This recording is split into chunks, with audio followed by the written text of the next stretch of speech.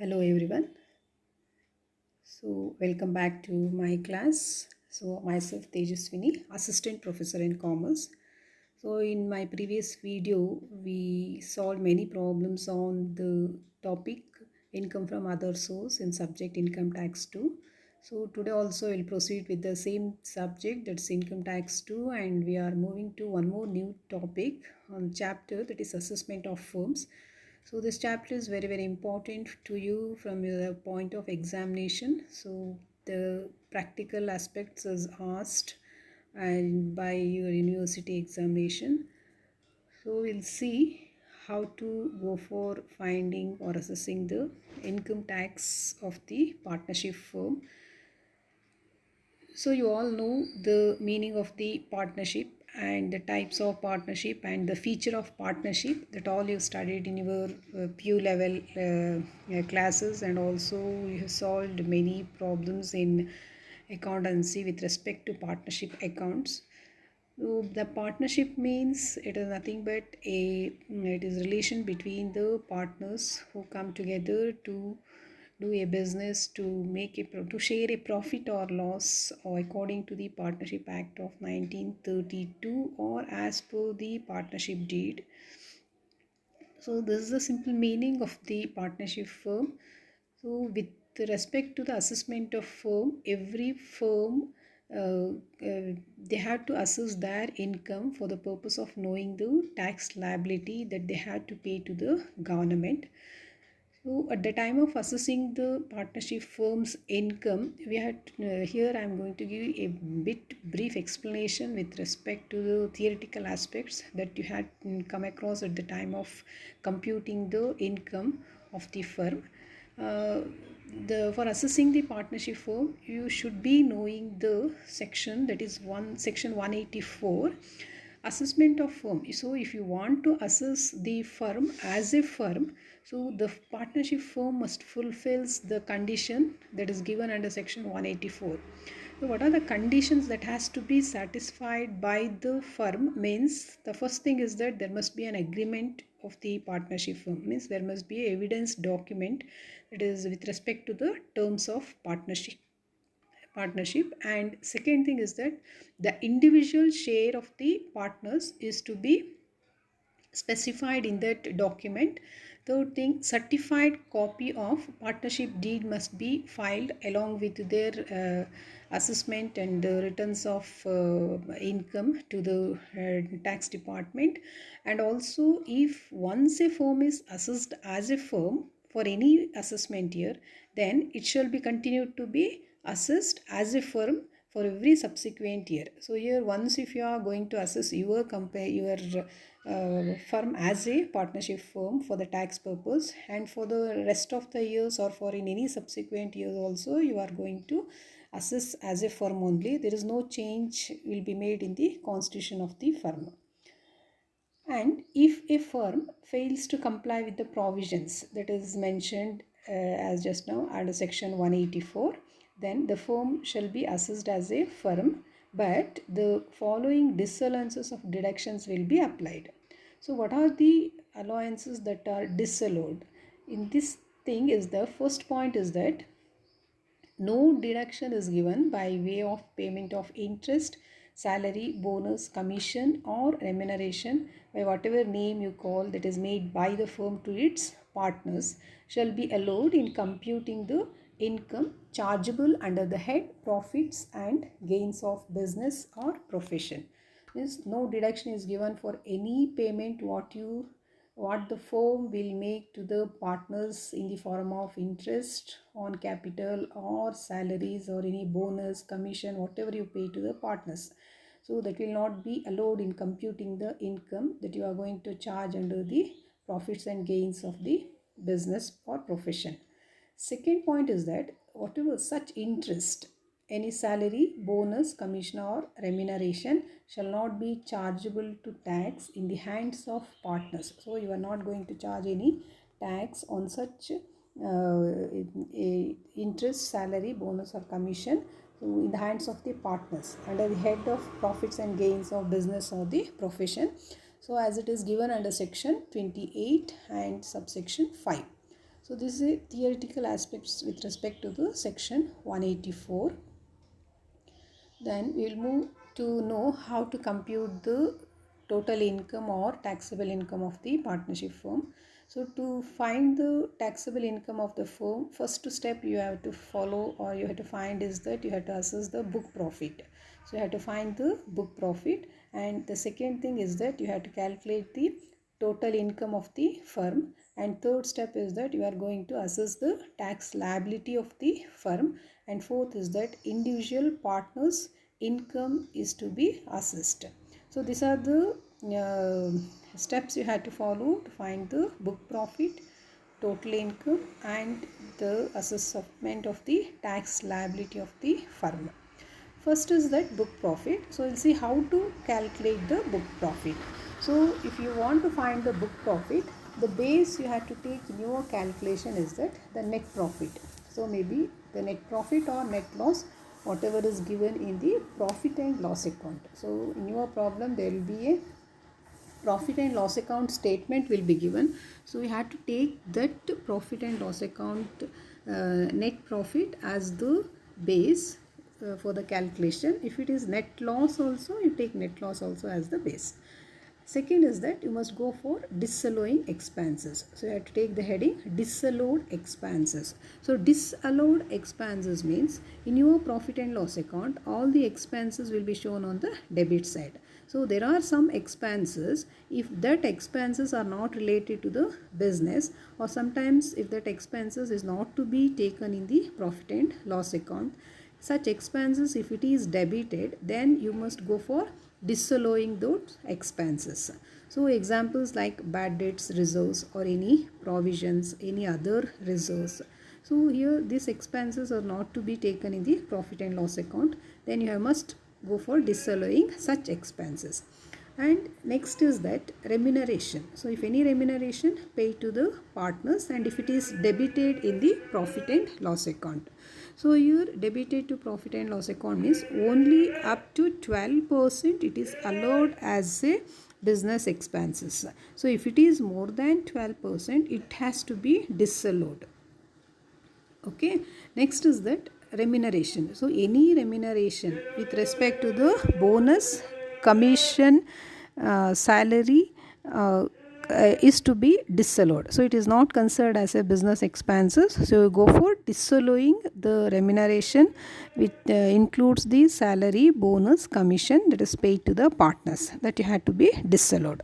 So you have to take all the total, and next is that you must take the heading less allowable expenses. So allowable expenses means these are the expenses which related to the business of the firm and it is not debited in the profit and loss account. Means you can assume that it is they forgotten to debit in the profit and loss account, and it will be given in the additional information. Such business expenses is taken as the allowable business expenses and you go for deducting expenses. Next is that you have to take the heading less incomes not related to the business. So here incomes not related to the business means income means you have to check to the credit side of the profit and loss account. So here in the credit side of profit and loss account, in your problem, so all the business incomes is treated as a income of the firm. So if any incomes or any heads of incomes other than the business is not considered as a business income, like the income from other source like capital gains and income from house property. So these are the other heads of income. So those expenses is to be deducted here. So after making all the adjustments, whatever the balance you get, it is taken as the book profit. Next you have to calculate the total income of the firm. So to find the total income of the firm, the base you have to take is the book profit. So just now you calculated book profit, no? So take book profit as a base. For that you take the heading less remuneration paid to the working partners. So in case of remuneration paid to the working partners, so you have to follow again the one more step, that is least of the following. So list of the following. In that you have to take first point, actual remuneration. Actual remuneration means here you take the remuneration to the partners, working partners, like salary, bonus, commission. So you take these three total and you take in the inner column, or you have to go for the second point, statutory limit, that is given under section 40B. As per 40B, the salary limit, it is given by the section 40B. What that condition says that 90% of the book profit of 3 lakh. So you have to take first thing, 90% of book profit of 3 lakh. So you go for the book profit. In that book profit, on first to 3 lakh of book profit, you find 90%. Or the rule is that you have to take 1,50,000. 1,50,000, whichever is more. So in this 90% and then 1,50,000, whichever is more, you take in the inner column. And second point is that you have to take 60% of the balance of book profit. So here balance of book profit means if the book profit is more than 3 lakh, that you take as the balance. So in that you take 60% and you take the total of this 90% and 60% and you go for the inner column, second inner column, that is statutory limit. So in actual remuneration and in statutory limit, whichever is less, that you take to the final outer column and you take the difference, and whatever the balance you get, for that you consider as a business income, and for that you had all other sources of incomes of the firm, like income from capital gain, other source, house property, etc. The total you get is treated as the gross total income. So from the gross total income, you give deductions from 80. Deduction under section 80. So here 80C to 80U. So you have to take the deduction for the firm, that 80G, from 80G to 80JJAA. So these are the eligible deductions that the firm can claim here. So you claim the deductions and whatever the balance you get, that is treated as the total income or the taxable income. So you have to in this way you have to calculate the taxable income of the firm. And third thing is that you have to calculate the tax liability of the firm. And before that we'll see how to find the individual income of partners from the firm. To find the individual partners' income, you take the income of the partners. First thing is that remuneration. So salary is the income of the partner. If there is any bonus, if there is any commission, so you take all the three as a remuneration. And for that, if any interest on capital they have received from the firm, so you have to take up to 12% of interest on capital what they received as an income, and any share of profit what they receive from the firm. So profit share is exempted under section 10 subsection 1A. So it is exempted here. And next, if there is any other income to the partners, so you take all the incomes that you take as the partners income. Still further, if they ask what is the tax liability of individual partners, means you have to take, for this you write as a gross total income. From that you claim deduction from 80C to 80U for the individuals, and balance left you can take as the taxable income of the individual partners. And you have to find the tax liability, so which is where the individuals, by applying the exemption limit. And you have to find the tax liability of the firm. So in your problem they ask the tax liability of the firm. To find the tax liability of the firm, you take the total taxable income of the firm what you calculate as the base, and from that you go on calculating the tax. First you have to take the tax on the winnings, on the casual income. If you are having any casual incomes like lotteries, card games, puzzles, etc., you apply 30% rate on that income. And second, you find the tax on the long term gain. So if the firm is having long term gain, you apply 20% tax. And third thing, if the firm is having any short term capital gain, so you apply 15% tax on that. And you take all the incomes of various heads. That income you deduct from the taxable income. The balance whatever is left out in your taxable income, on that the applicable rate for the firm is 30%. So you apply 30% rate. So take all the total of the tax what you calculated, and for that you have to add the surcharge. So to add the surcharge, there is a rule. Applied rate is 12%. So you have to apply 12% surcharge if the total income exceeds 1 crore. So you have to find the total income, and if there is exceed of 1 crore, then you go for applying the surcharge of 12%. And one more thing is that you have to add the education cess. Education cess is the rate is 4%. So you calculate 4% education cess on the tax, and you add that cess. The total you get is treated as the tax payable by the firm.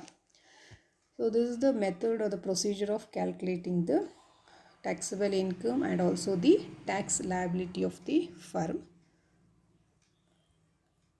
So I have taken on small problems to make an understanding how to solve the taxable income and also the book profit. So here in this problem, first we'll understand how to calculate the book profit.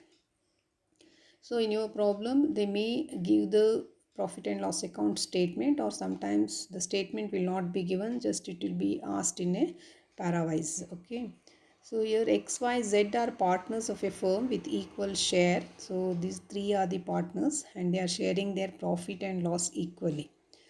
The profit and loss account for the year ended 31st March 2020 shows a net profit of 2,80,000. So the net profit is given. So you can make assumption where the net profit will be shown in the profit and loss account. So it will be in the debit side.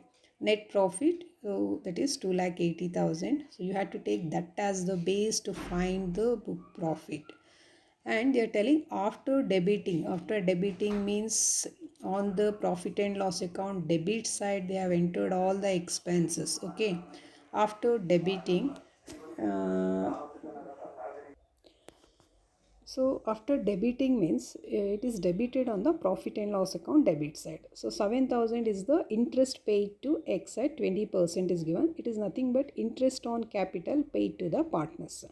And next which is taken on debit side of P&L account is salary. 60,000 is the salary paid to Y. And next is that 44,000 is the rent of the premises that is shown on the debit side of profit and loss account. So these are the expenses and profit that is shown in the profit and loss account, and they have asked to find the book profit. So to find the book profit, you take net profit as the base, that is 2,80,000. For that you take add disallowed expenses. So you have to take the heading disallowed expenses. So in disallowed expenses, first is that the interest paid, interest on capital that is paid to the partner X. So interest on capital, I told if there is up to 12% it is allowable expense. If it is more than 12% it is to be disallowed. So here the interest paid is 20%. So you take 20 minus the rule is that 12%. 20 minus 12 means you will get 8. So 8% is to be disallowed. So calculation is this 7,000 divided by 20 into 8. How much for 8% means you'll get 2,800. And second thing is that salary is given. So any salary, bonus, commission given to partners, you go for disallowing it. So 60,000 is the remuneration paid to partners. So you take 60,000. And 44,000 is given, that is for the rent of the premises. So here rent of the premises, it is the building that they have taken for their business purpose, and the building is of the one of the partners, that is Z. So here whenever you take any building for the rent purpose for your business, either from the partner side or from any other outsiders, whatever the rent paid is considered as an allowable expenses. Okay, it is already debited in P&L account, no any further adjustment required. So only two expenses is to be added. So it comes around 62,800. So if you add it, you will get 3,42,800. So this is the book profit. So this is one small problem to find the book profit. So in coming videos, we'll solve some more problems with respect to the assessment of firm. Okay, thank you very much for watching, and keep watching the upcoming videos also. Thank you.